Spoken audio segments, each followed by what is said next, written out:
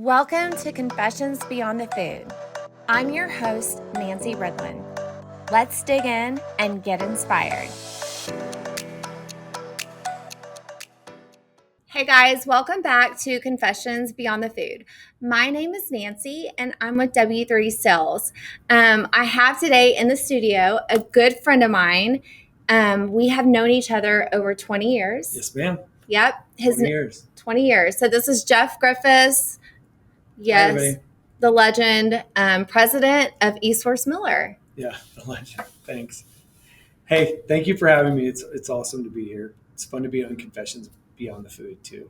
Yeah, just wait. You're going to have to confess something at the end of the show. I'll confess. I'm sure you will. He has lots to confess. Yeah, I do. So one thing that you may not know about Jeff and I is like he's my annoying big brother. And so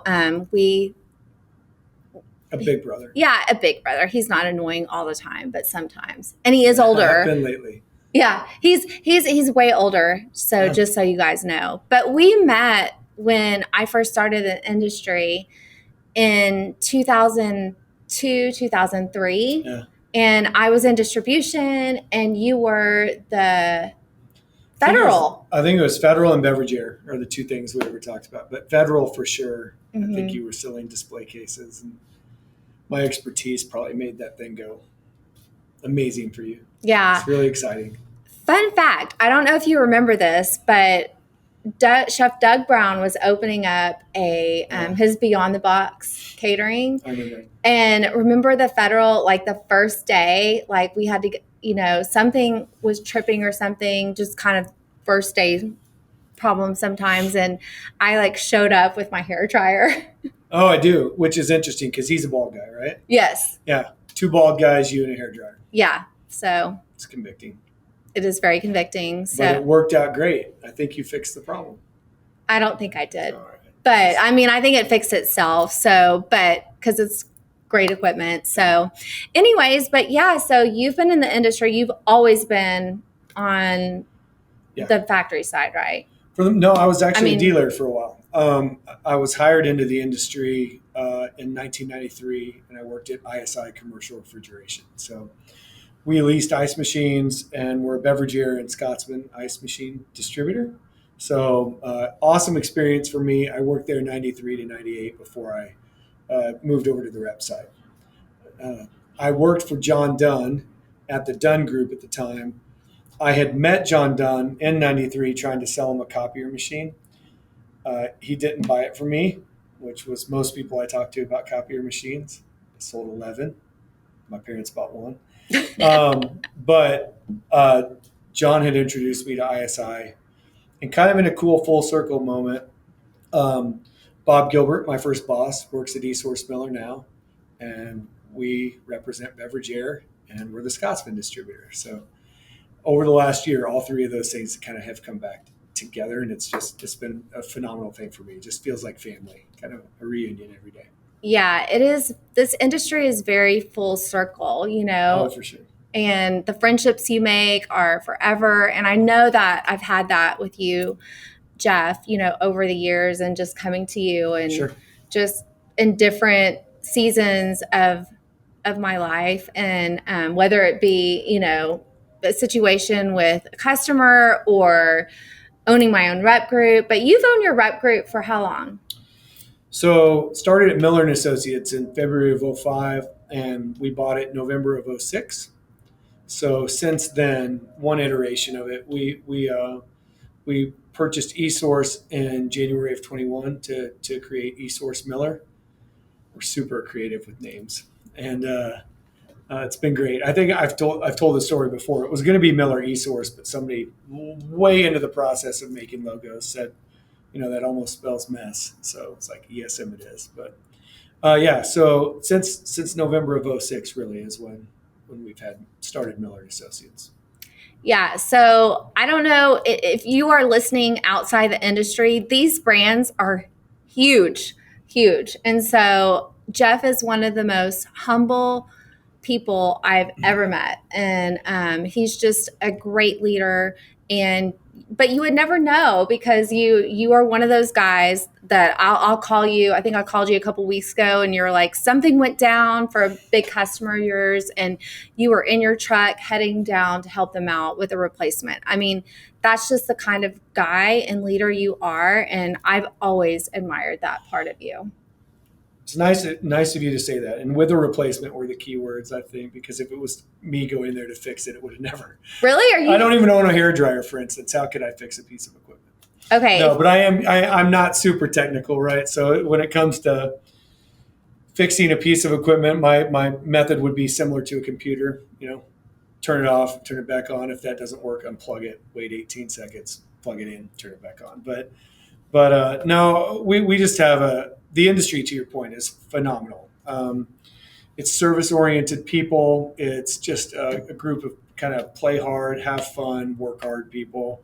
And I've always just loved that about it. I think the restaurant industry is the greatest way to learn business. You have full-on manufacturing, where every step and every process really matters in the back. Generally, it's completely haywire in the back, and then completely sales, customer experience, customer service in the front. And so it's always kind of blown my mind that young people don't take that first job experience, and we don't do a good job of showing them that this could be a career, that food service is just this phenomenal place to work, and especially maybe in Texas and Oklahoma. Especially in Texas and Oklahoma. And if you're not watching, he is bald. So that's why he talks about he doesn't have a hairdryer. So if you're just listening on one of our platforms, but just kidding. I didn't know you were. You're right on. Yeah. I mean, I didn't know you weren't technical. I thought you were. So you faked it. Yeah. Maybe I just try to pay attention to some super technical people that have always been around me. I require like high executing people around me. I have a lot of ideas and a lot of thoughts, but I'm not always the best at fixing things specifically. So I've had a lot of really technical people around me over the years. So I'm okay, and I can speak the language, but I'm not going to service something and have it go right for a long time, probably by myself. Yeah. And I think one thing that is cool that you do at eSource Miller is just recognizing everybody's differences and gifts. You guys test all your employees. I took a test. So for fun, he's like, I just want to see what you would be. Yeah. And so tell us a little bit about that. Yeah. Okay. So I used to be the owner of that thought I was supposed to be in everybody's jobs, right? So if I was going to expect somebody to be great at accounting, I should know the accounting or processing an order or taking a service call, any of those things. And so we run our business on EOS, and one of the first principles they teach you is that everybody should live in their excellence, that we're all kind of wired to be great at something, and the best teams are kind of an eclectic group of parts that work perfectly together. So first off, when we were talking about kind of the uniques at eSource Miller, the very first one is our culture. And my favorite kind of definition that we've ever made describing our people is that we're a working body of independently talented people striving to achieve a common goal. So that really allowed me to stop trying to be kind of everything to everybody in our company and just live in the excellence that I have. And be excellent at that, and that's the best thing for our company, is for me to spend my time and efforts there. On the testing, we use an assessment called a Colby, and it really measures 4 subjects. The first one is fact finding, and I'm a pretty low fact finder. I kind of trust my judgment. I'm a 4 out of 10. Follow through, I feel like I should be a 10 out of 10, but I'm a 3 out of 10. Quick start, I'm an 8. And that, if there's a big problem, I almost can't get off the phone to get to that fast enough. I have a really high quick start. And then implementing, which is kind of being able to fix things with your hands, I'm a 4. So I will tell you, we have a wide-ranging set of skills on those assessments at eSource Miller. We have a lot of high fact-finding, high follow-through, low quick start people. And to them, I seem a little crazy. but I'm really good at where we're headed 10 years from now, but I'm not as great at 10 minutes from now. And so they're always, operationally more proficient probably. And that's a big thing. Yeah. So, because it's changed over 20 years. Like in the beginning, you were wearing multiple hats, and it's hard to go from wearing all the hats and then thinking you have to know everything to really empowering your team to make decisions and use and all their giftedness. And you've seen that sometimes we miss. So, there is an interesting kind of hard balance of, okay, I need to delegate this to somebody that's way better at it than me. But literally think about what I just said a second ago. I often am saying, hey, take this and run with it.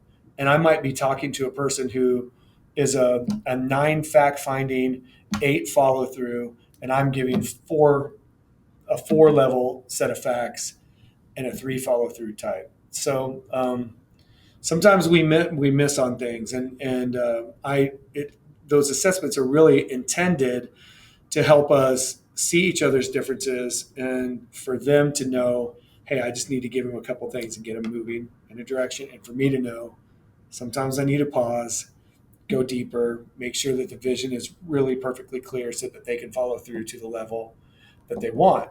What happens oftentimes if I'm not providing enough facts and they don't feel like they can follow through, then they don't want to be a part of that project. Does that make sense? Yes. So lesson that gets learned every now and then. Yeah, I get taught that lesson all the time. I just assume like everybody can read my mind.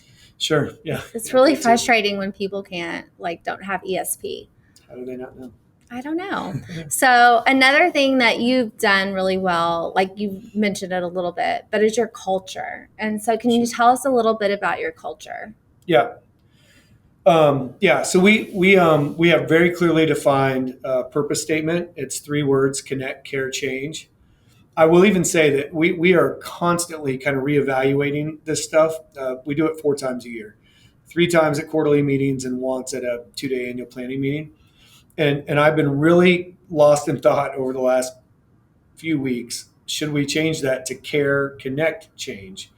And the idea being that if we care first, then people would want to be connected. Mm-hmm. If we connect and we're not offering care up front, we may never get to that point. So trying to connect through care, like reaching out to a customer with, hey, I know you sell equipment to this chain. Here's a smallwares company that I know and a disposables company that I know that might be able to care for you better than anyone else, right?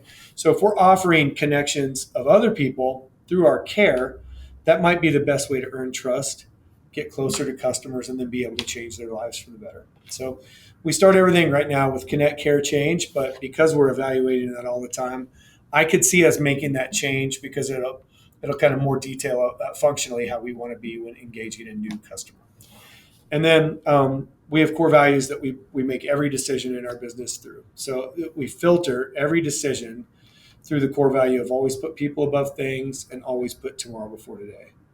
And that kind of takes away the risk of any gray area situations, so that if we're always putting people above time or money or the emotions of the moment, and we're not trying to win right now, but we're trying to win a long-term relationship, we almost always make just a perfect decision. So we have 5 total core values. We really live every single decision made through people above things, tomorrow before today. And then maybe the third one that's really important to us on a daily basis is always put improvement above proving yourself. So rather than trying to talk about how great we are, how big our sales are, or all of the things that we can offer, it's much more powerful just to keep getting better and let people notice that for themselves. And I think it just draws us closer to our customers. But salespeople love, and sales companies love, to beat their own chests. And I think it's just way more powerful for people to figure out on their own why they would want to do business with us. Yeah, you can definitely feel your culture when you walk through the doors. Thank you. I mean, obviously I know you, but just all the people that work for him is just, how can I help you? very service oriented. So you've acquired a couple of companies over the years. So was it difficult getting people to adopt the culture that you established, and how did you do that? Just hammer them. Just kidding. That's not very caring. I think that is a great question, and it takes time and it requires patience. But one thing that absolutely happens is, two things that are must. Number one, I have to be accountable for our culture, meaning that if I'm not living in it, somebody else has to be able to call me out on that. And I have bad days. I have high intensity days. I have moments where I'm not really living out a connect, care, change attitude or putting people above things. And every single person who gets on board at eSource Miller has this conversation with me. I go over our core values, our core focus, our three uniques, all those things that we've defined. And I absolutely make the point that if you do not see me living in these, you have to call me out. It's your job. So that's the first thing. And I have to be just as accountable to those as they do. If I wasn't, it would just be words on a page. People would roll their eyes and we would never be able to pull it off. So that's probably the biggest thing. Second part of that is this. Whenever a door opens to employ your core values, you have to walk through that door. And I can tell you, when we merged Miller and eSource together, oftentimes in the very beginning, our salespeople would come and say, "Hey, I've got this problem, and I saved you $400 today." I'd say, "Okay, how'd you save us $400?" And they'd be like, "Well, the factory said no. Basically, there was a service issue. They weren't going to pay. The customer thought the factory should pay. We're in the middle." I said, "It's not our fault. You have to pay." And we'd look at it and say, okay, to put the person above the things in this case, it's money. What would that look like? And then what would the long-term relationship look like if we were to invest this $400 in that customer? And every single time an opportunity came like that, I made sure to just say, okay, let's go back to our core values. What does it look like to put the people above the things? And what does it take? What does it look like to put tomorrow before today?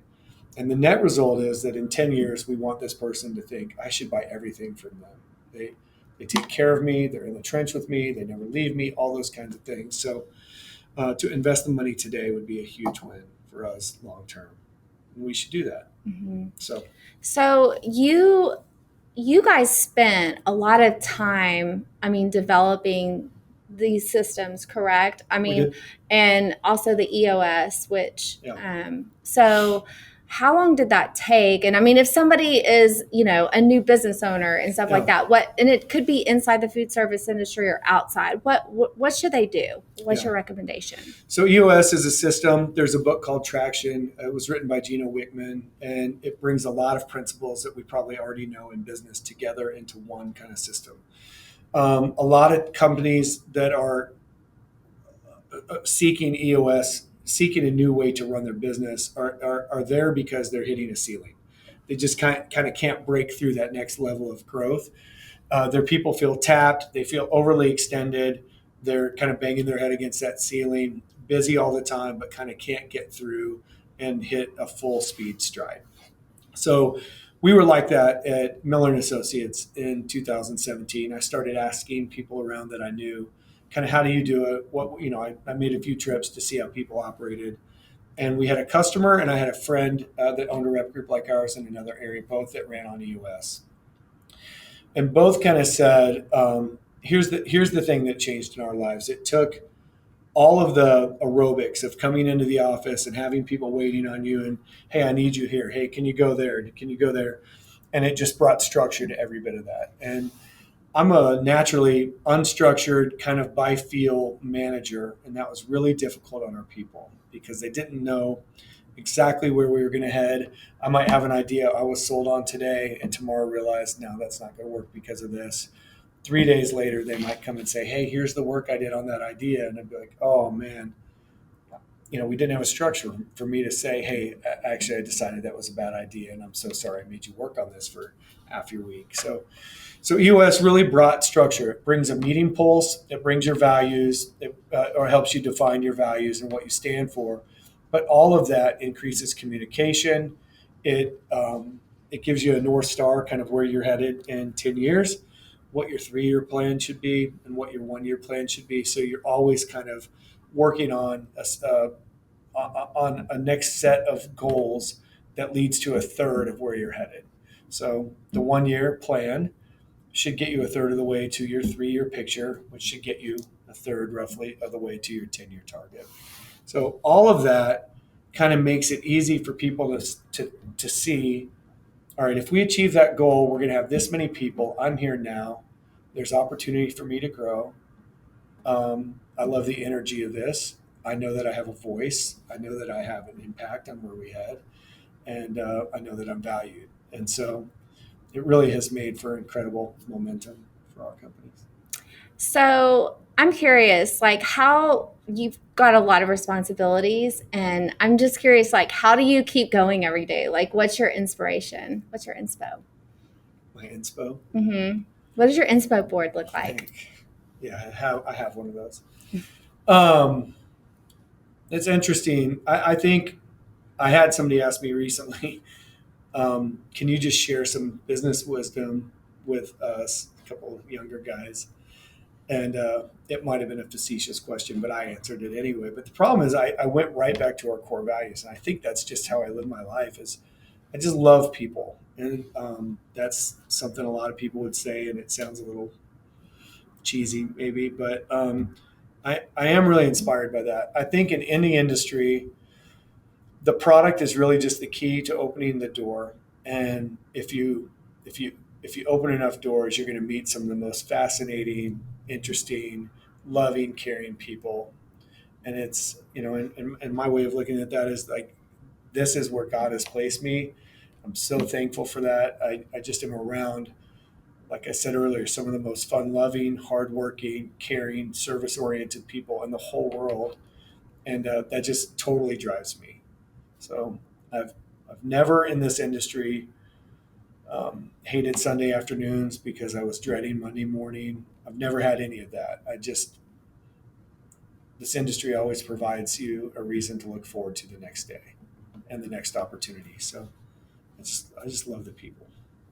That's awesome. I know it really makes this job, which is really hard, and it's not, I mean, the industry it's really fun, but we've talked about it on other podcasts, but yeah.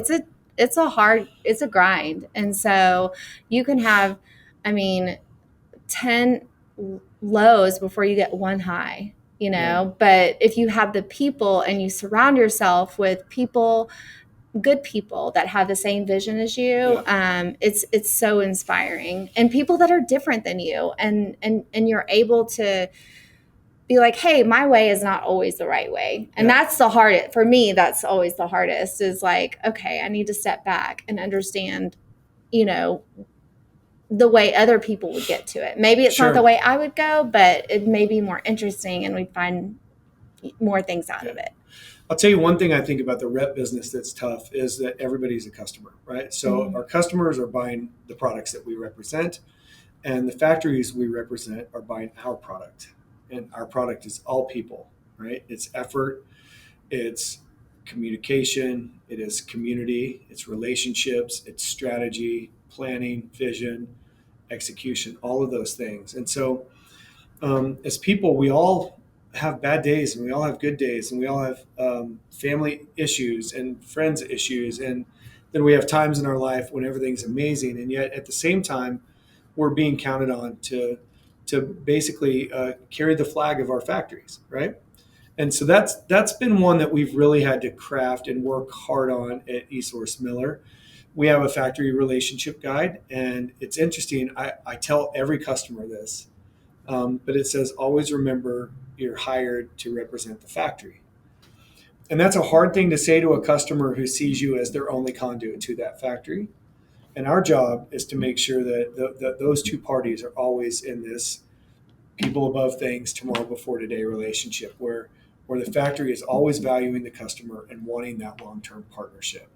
And so we do our best to be really credible and to make sure that we're helping with situations always, but that we're not the sky is falling, we're going to lose every order if we don't fix this one problem.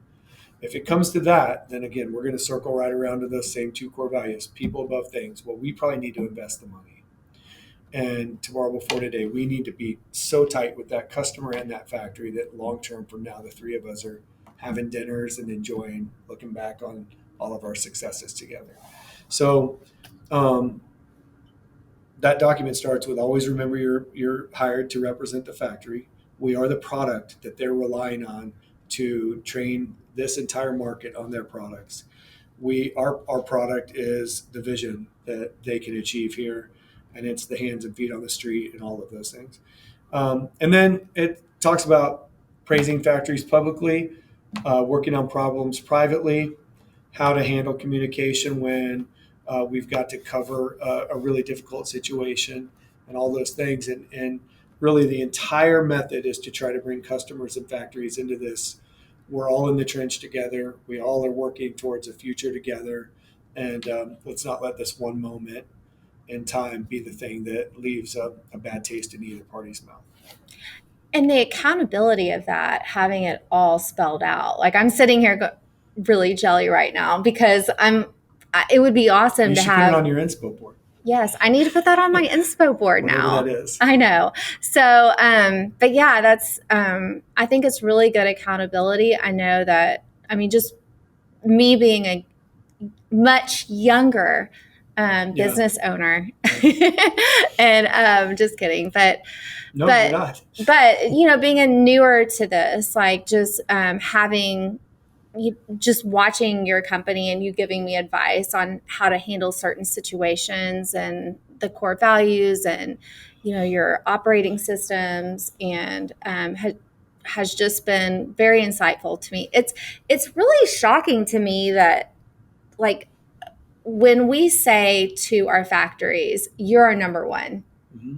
and they're like, really? And I'm like, right. Duh. Like you're the one that like pays us. Yeah. You're our bosses. And I've always said I've never had more bosses in my entire life. But we're a team. Yeah. And I think that it sounds like you guys operate the same way, but we're cheerleaders for our factories and we're here to help and win together and with our customers and so keep. You said something there that's really important. Sorry, just no, go for it. Off. My bad.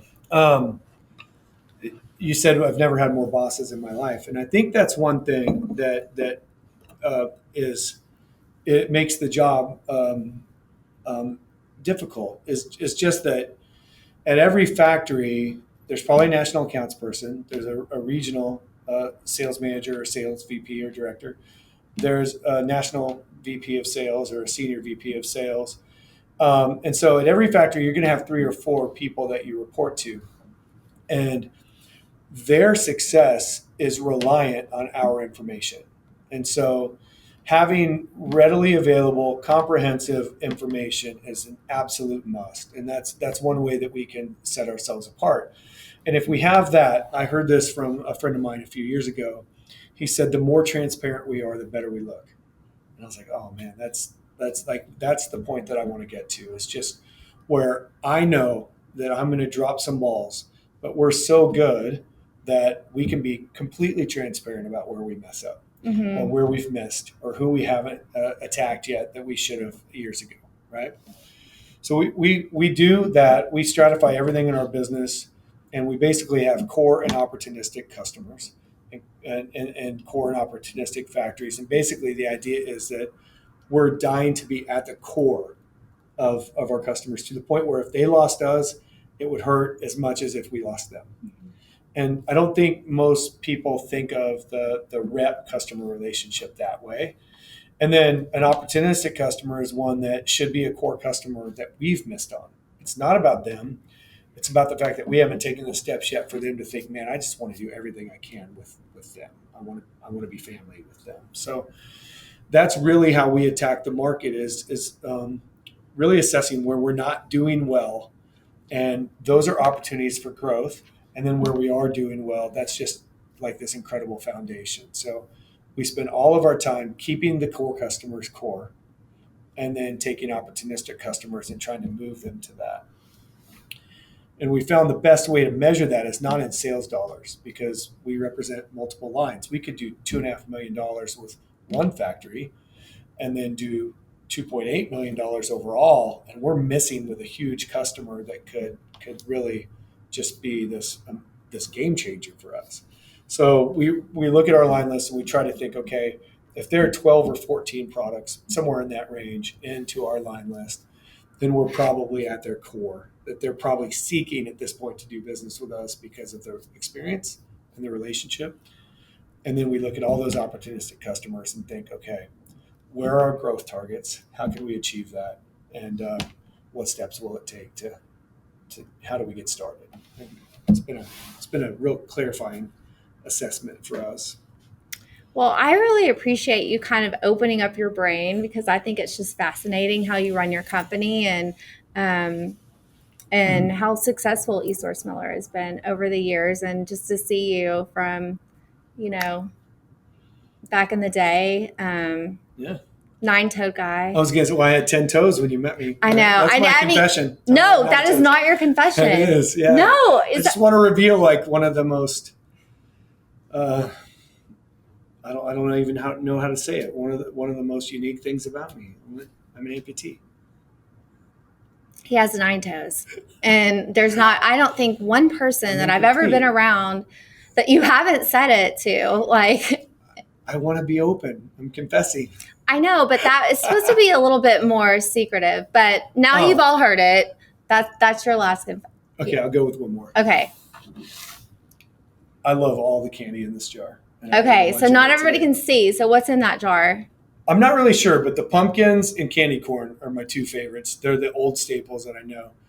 I haven't figured out what the rest are yet, but I like them all. I know. They're really good. They're like crack. I've never had crack. Well, I haven't either. So, but I can look at the camera and say I've never had crack. Me either. So anyways, but yeah, well, I'm glad you like candy corn. Thank you. It means a lot. All right. Well, thank you so much for joining us today. Thanks for having me. This has been a blast. I can't wait to do it again. Be nice on the editing where I messed up. Maybe. See y'all later. For more inspiration, follow our social media at W3Sales. Please like, comment, and subscribe. All the things. We would love to connect with you.